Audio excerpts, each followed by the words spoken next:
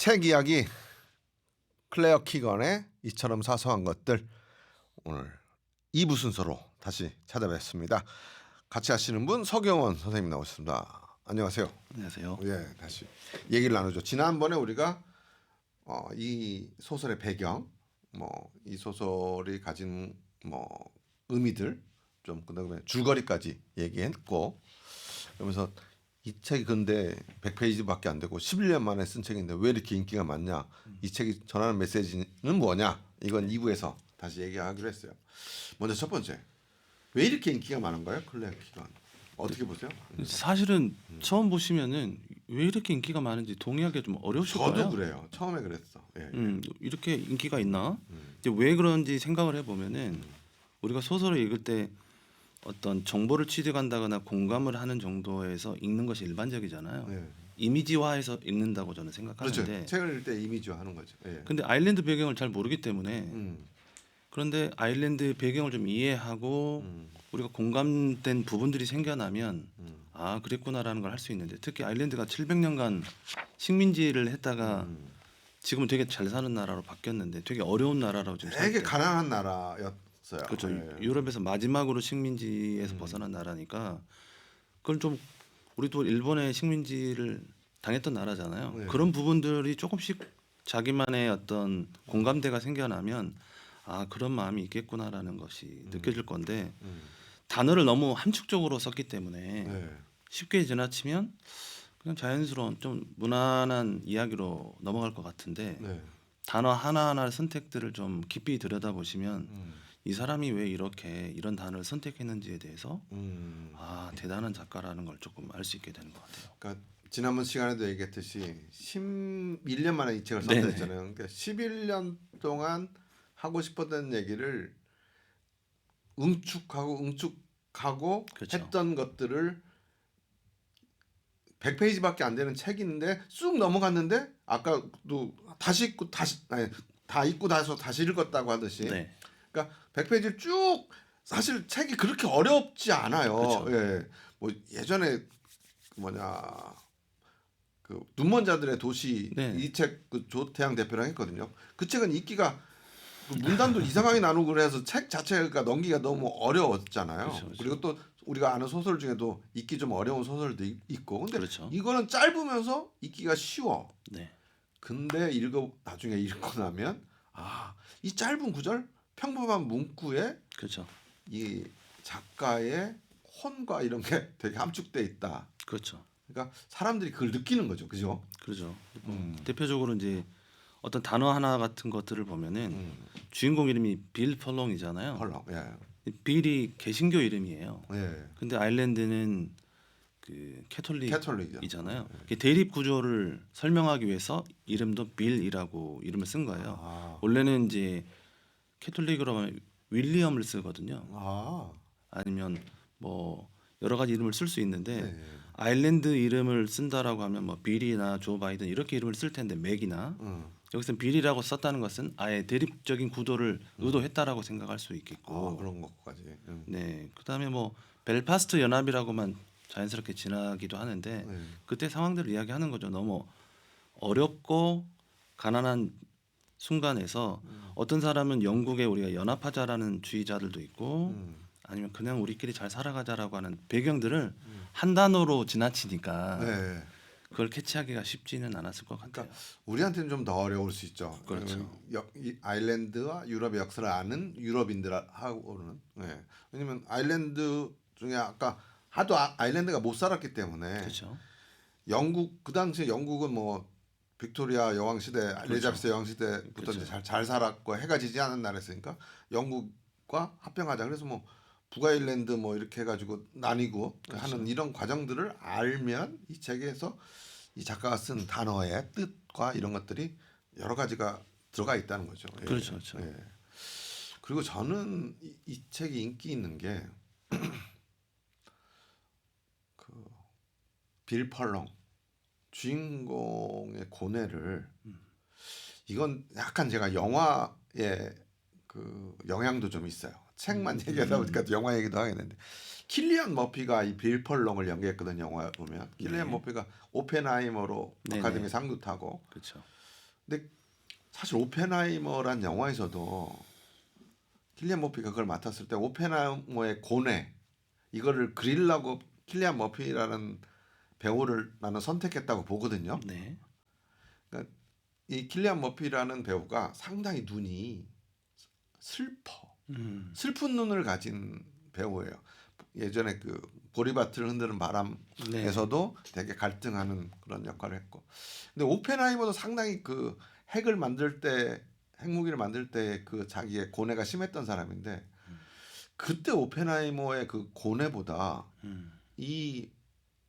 이처럼 사소한 것들의 빌 펄롱의 고뇌가 영화에서 훨씬 더 그래서 킬리안 머피가 그 주인공을 했는 게 너무 좋다. 저는 이제 영화 얘기를 또 하게 되네. 예. 네. 아무래도 근데 이제 책이 인기 있는 이유를 살펴보면은 우리가 현실에서 뭔가를 선택하는 것이 이제 물질적인 어떤 선택을 한다는 건 되게 어려워 보이지만 생각보다 단순하고 근데 마음에서 요동치는 어떤 갈등들을 선택할 때 특히 사람과의 관계나 어떤 사람과에서 일어나는 감정의 갈등 이런 것들은 사실 어렵잖아요. 네. 뭐 쉽게 어떤 걸 쳐낸다거나 그 사람과 계속 같이 간다거나 이런 것들이 그게 사실 더 어려운 문제이긴 하잖아요. 그러니까 선택의 문제를 우리가 좀 사고하게 만들었기 때문에 그렇죠. 이 책에 인기가 있다. 이게 빌펄롱을 바라보면서 나도 어떤 빌펄롱의 입장에 서서 내 선택들을 반추해보는 그런 것들을 줬기 때문에 인기가 있지 않냐 이렇게 또 분석하시는 거죠. 그렇죠. 아마 감정의 어려움을 겪고 있는 최소한 제 나이나 제 상황에서 보면은 어떤 감정적인 선택의 문제가 가장 어렵다고 느끼는 순간이었는데 네. 이 책을 읽을 때는 이 사람도 같은 어떤 감정에서 이루어지고 있는 어떤 갈등들이 참 힘든가 보다라고 생각하고 우리도 저렇게 똑같은 그렇죠.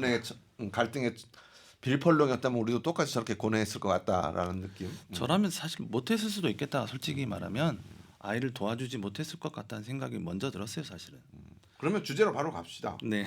그러면 이 책에서 말하는 주제, 그러니까 결국은 빌펄롱의 선택이 이 책이 전하고자 하는 강력한 메시지인 것 같고, 네. 그렇죠?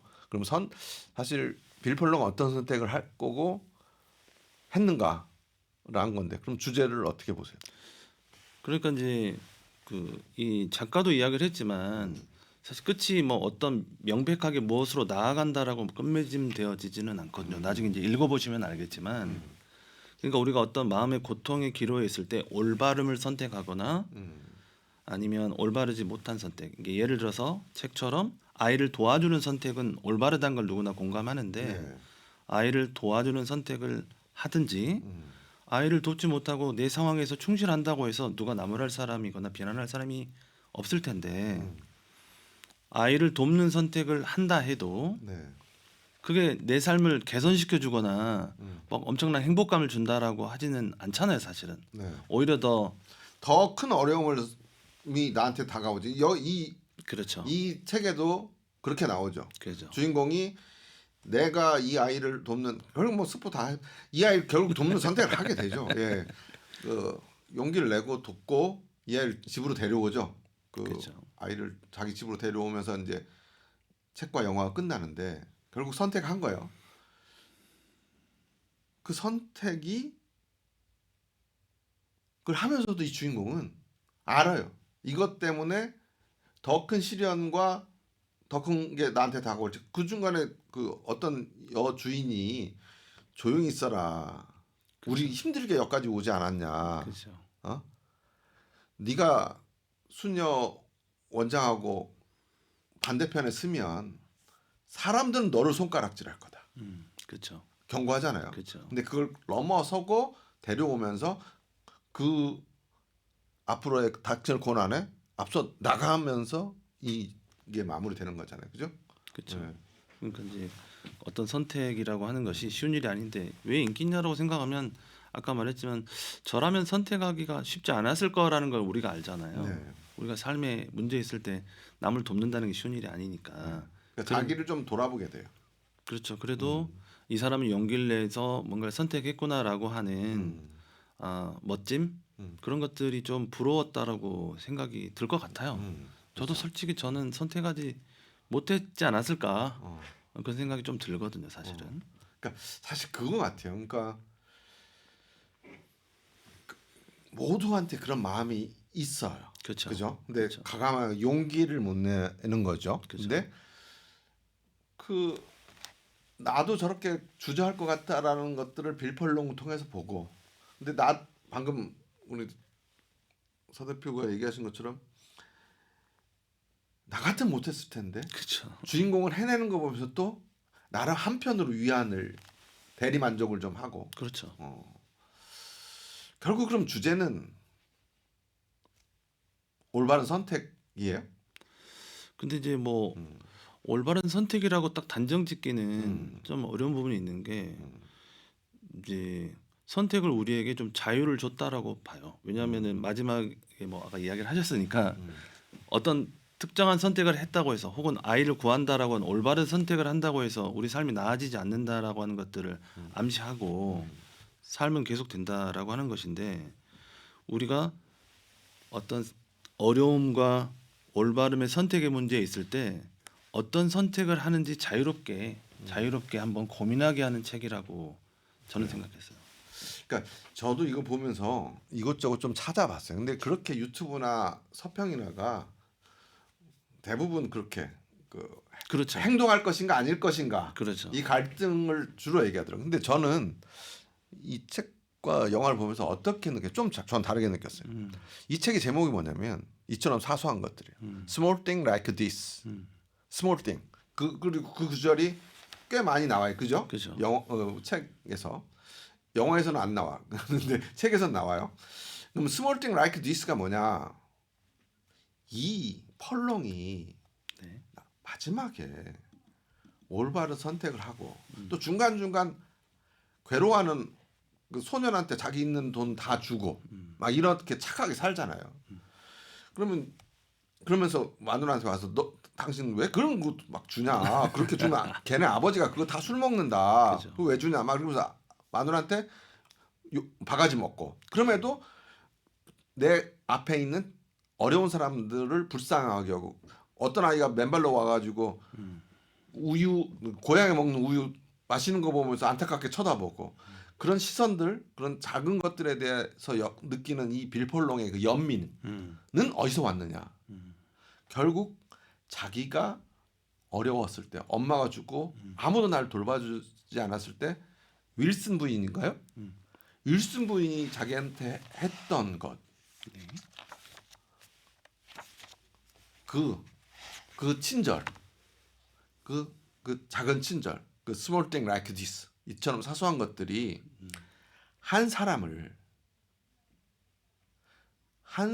인생과 한 사람의 삶의 태도를 좋게 인도한다. 그러니까 인간의 삶이 좋아지는 것은 어떤 구호 단체, 어떤 혁명, 어떤 사상, 어떤 종교가 은혜를 내려서 나 이 얘기까지 하면 CBS 안 되는데 아무튼 그런 게 아니라 작은 씨앗 같은 작은 것들이 인간한테 전해지고 그 인간이 그걸 아름답게 받아서 작은 불꽃 그러니까 겨자씨만한 믿음이 있다면 네가 이 산을 들어 저기로 옮길 거라는 뭐 아시잖아요 그 성경 구절 그 작은 씨앗 같은 그런 small thing like this 이런 것들이 사람과 사람한테 전해지고 그 small thing like this 작은 씨앗을 받은 사람이 그 작은 불꽃을 마음에 간직하며 살아가고 어떤 선택의 기로에 섰을 때 그 작은 것과 작은 씨앗 불꽃이 이 세상을 아름답게 나아가는 결국은 뭐 사상 이런 거 그리고 magdalena 세탁소를 다 치우고 거기에 대해서 잘못한 사람 다 처벌하고 이런다고 세상이 아름다워지는 게 아니라 그쵸. 그런 작은 것들 그죠. 인간이 작은 것들에 민감하게 반하고 예민하게 반하고 감사하고 스스로 조금씩 바꿔나갈 때 세상이 바뀌는 거 아닌가 나는 그런 걸 전해주는 책이 아닌가. 맞습니다. 굉장히 동의하고요. 네. 이게 사실 굉장히 또 성경적이에요. 이제. 예. 그리고 여기 크리스찬 얘기가 좀 나와요. 네네네. 그런 것들을 약간. 네, 그래서 이게 배경도 크리스마스 때잖아요. 그렇죠. 예. 그래서 엄청 대단한 일들을 우리가 선택하라고 강요하는 게 아니고 조그만 친절들이나 조그만 정의감들이 시작되어서 이렇게 커다란 선택까지 할 수 있다라는 거를 쭉 보여주는 거거든요. 네. 그래서 이처럼 사소한 것들이라고 하는 것이 갑자기 드러나는 것이 아니고 어렸을 때 누군가의 나에게 친절을 베풀었거나 친절을 받았거나 아주 기본적인 것부터 시작돼서 커다란 선택으로 나아간다라고 하고 싶은 한다는 것을 좀 보여주는 거죠. 이제 그래서 굉장히 사실 성경적인 그렇죠. 저는 그렇게 생각해요. 네, 네. 맞습니다. 그래서 이 책 선정하고 쭉 보면서 우리 CBS 책 이야기에 딱 맞는 책이다. 그렇죠. 네, 저는 그런 생각을 했어요. 그래서 예수도 만약에 펄렁의 입장에 섰으면 저렇게 고뇌하고 저러지 않았을까라는 생각도 너무 오버했네. 그건 예, 예. 잘 모르겠고, 근데 그 성경에도 작은 자들에게 한 것들이 네. 가장 소중하다라고 하는 어떤 그렇죠. 내용들이 되게 많이 있잖아요. 그래서 우리가 뭐 엄청난 신앙적인 행동이나 혹은 정의적인 행동을 하려고 노력하는 것보다도 조그만 일을 하는데 책도 마찬가지인 것 같아요. 얇은 책을 선정한 이유도 막 대단한 책들을 읽어내는 것도 먼저 멋지겠지만 뭐 저같이 뭐 그냥 삶을 살아가면서 책을 조금씩 읽어내는 사람도 욕심내지 않고 한 문장 한 구절 한 장씩 책을 읽어가다 보면 PD님처럼 또 여러 가지 해석들을 할 수 있는 네. 그런 것들을 뭐 가질 수 있지 않을까 생각이 듭니다. 그리고 저는 제 얘기가 좀 많이 해도 되는지 모르겠는데, 근데 저는 그렇게 좀 봤고 또 하나 반대편에서도 봤어요. 나는 이 책을 읽고 영화를 보면서 생각난 책이 뭐냐면 예루살렘의 아이히만이에요. 아, 네네네. 한나 아렌트가 쓴 거. 네. 아이히만이 많은 나쁜 짓을 했잖아요. 그렇죠. 근데 법정에선 아이히만은 너무 평범한 사람이에요. 그러니까 악의 평범성에 관해서 쓴 거잖아요. 그렇죠. 그러니까 우리가 뭔가 나쁜 짓을 저지르는 사람은 정말 나쁜 놈 같고, 그러면 다 때려쳐서 저 새끼 막 사형시키고 그렇죠. 뭐 이러면 세상이 깨끗해질 거라고 생각했는데 우리 그 수만 명을 죽인 아이만은 그냥 평범한 사람이에요. 그죠. 동네 아저씨 같은. 동네 아저씨 같은. 그리고 자기는 그냥 위에서 시킨 일을 했다고. 그래서 악의 평범성에 관해서 이제 한나 아렌트가 고민하면서 한 거잖아요. 그러니까 여기 있는 사람들도 만약에 막달레나 세탁소에 있는 네네네. 수녀들도 그렇죠. 시킨 대로 한 거죠. 시킨 대로 하는 거예요. 그렇죠. 근데 그리고 처음에는 좋게 시작한 거 아니에요, 막달레나 세탁소가. 그렇죠. 근데 시간이 지나고 또 거기서 이제 운영하다 보면 또 사고 치는 아이들도 있고 이런 거 관리하다 보면 힘들어지면서 규율이 생기고 그 아이들 인권을 좀 무시하는 게 자연스럽게 되고. 그렇죠. 그렇죠. 그러니까 그리고 또 그걸 바라보는 그 시민들도 어떻게 보면 우리가 막 방관자라고 요즘 막 동조자 이런 거 욕 많이 하잖아요. 우리 남들한테 요즘 얼마나 돌을 많이 던집니까, 우리 그렇죠. 사회가. 그렇죠. 방관자라고 욕하고. 근데 거기 시민들도 다 방관자예요. 그럼요. 그렇죠? 그러니까 악이라는 게 뭐 큰 악이 있거나 그런 것도 아니고, 또 그걸 바꾸는 것도 엄청 큰 개혁이나 혁명이나 뭐 이런 걸로 바꾸는 것도 아니고, 악도 자그마한 평범성인 거고 선도 자그마한 거에서 나오는 거. 그래서 그렇죠. 좀 반대적으로 이런 생각도 해봤어요. 너무 내 얘기를 많이. 아니 반대적인 게 아니고 어찌 보면 우리가 가질 수 있는 선택할 수 있는 생각할 수 있는 가장 멋진 내용이 아닌가 생각이 들고, 이거 뭐 짜고 한 건 아니지만 저도 그 책을 같이 읽었거든요. 예루살렘의 아이만 책을 그래요? 바로 네. 읽었던 것 같아요. 사놓고 안 읽었었는데. 그래서 그렇구나. 우리 케미가 처음부터 맞네. 그런 거 뭐 짠 것 같긴 한데, 그래서 어. 책을 읽고 아까 잠깐 이야기하면서도 김대중 대통령 이야기가 생각난 것도 행동하지 않는 양심은 악한 것 아니냐. 근데 뭐 행동이 엄청난 엄청난 게 것이 아니라. 아니고 네. 내 주변에 가난한 사람들, 약한 사람들, 못난 사람들을 조그맣게 생각하고 돕는 일이 커다란 선택까지도 나아갈 수 있게 하는 엄청난 힘이 되는 거니까 우리 저같이 소시민들 뭐 그냥 조그맣게 살아가는 시민들도 이 책을 조금씩 읽어가면서 배워가다 보면은 PD님 같은 생각을 또 할 수 있지 않을까. 아니 막 그게 아니고 다양한 생각을 하는 거는 저는 책이 더 사실은 책이 영화보다는 더 다양한 생각을 하게 그렇죠. 해주거든요. 예, 그러니까 책이라는 게 우리 사회가 풍부해지는데 사실 저는 다양성이 존중되고 다양성이 확보되는 사회가 가장 인간적이고 아름다운 사회라고 생각하거든요. 예, 그래서 책이 그런 역할을 해주지 않나 싶어요. 그래서 그런 얘기를 좀 했고 마지막으로 우리가 조태영 대표 때부터 좀 한 건데 책이니까 마음에 드는 문구 뭐 이런 거 한번 읽어주면서 그걸로 마무리를 좀 하면 어떨까요? 마음에 드는 문구라기보다는 기억에 남는 문구라고 좀 해야 할 것 같아요. 저를 좀 반성하게 했다라고 하는 문구만 좀 읽어보도록 할게요. 예. 페이지가 몇 페이지냐면 74쪽인데요. 그 수녀 원장이 말을 해요. 뭐라고 하냐면 더러움이 있는 곳에 복도 있다는 말도 있죠. 예. 그게 사실 성경 로마서에 나온 내용인데요. 어. 죄가 더한 곳에 은혜가 넘치나니 이런 구절을 약간 빗대어서 말한 건데 근데 수녀 원장님은 자기가 잘못을 저지르고 있다는 걸 알고 있는 거잖아요. 그런데 이분은 더러움이 있는 곳에 복도 있다는 말을 약간 이중적인 언어로서 쓴 거잖아요. 자기가 죄가 있지만 우리가 좀 부족하지만 은혜가 더할 거야라고 이중적인 자기를 의미로 쓴 합리화하는 데 쓰는 거지. 그렇죠. 예. 근데 실제로는 그러지 않잖아요. 예.